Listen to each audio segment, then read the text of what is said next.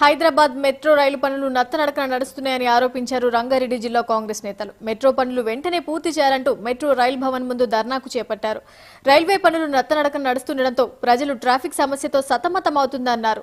నిత్యం రద్దీతో రోడ్డు ప్రమాదాలు జరుగుతున్నాయని ఆందోళన వ్యక్తం చేశారు. మాజీ ఎమ్మెల్యేలు సుధీర్ రెడ్డి, కూన శ్రీశైలం గౌడ్లతో పాటు పలువురు నేతలు ఈ ధర్నాలో పాల్గొన్నారు.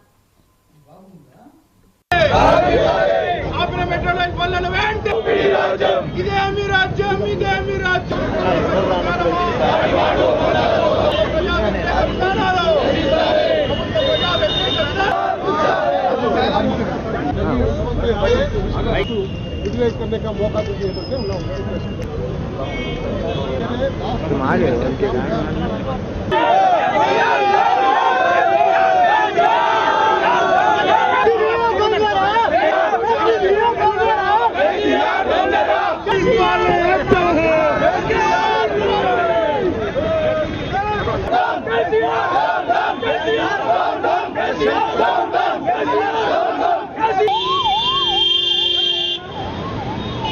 రైలు పనులు సాగకుండా అడ్డం పడి అనేక రకాలుగా ఈ ఎల్ఎన్టీ కంపెనీకి ఇబ్బంది చేస్తుంది.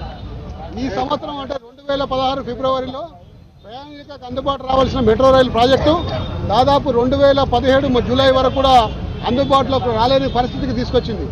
దీనికి కారణమైన కేసీఆర్ గారు వెంటనే ప్రభుత్వాన్ని బర్తరఫ్ చేయాలి, వెంటనే మెట్రో రైలు పనులను వేగవంతం చేసి ప్రజలకు అందుబాటులో తీసుకురావాలి.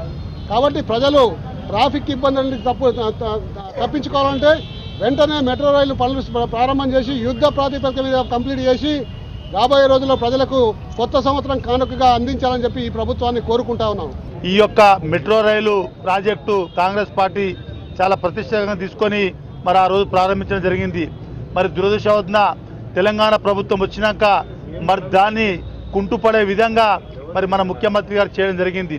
ఎల్ఎన్టీ కంపెనీ వాళ్లకు ఈ యొక్క చరిత్రాత్మక కట్టడాలకు అడ్డొస్తుందని చెప్పేసి ఏదో ఒక సాకు చెప్పి 16-15 నెలల సంది మెట్రో రైలును వేగవంతంగా పనులు స్టార్ట్ చేసి ప్రజలకు అందుబాటులో వచ్చే విధంగా చూడవలసిన బాధ్యత ఆయన పైన ఉంది. కాంగ్రెస్ పార్టీ తరఫున మేము డిమాండ్ చేస్తూ ఉన్నాం.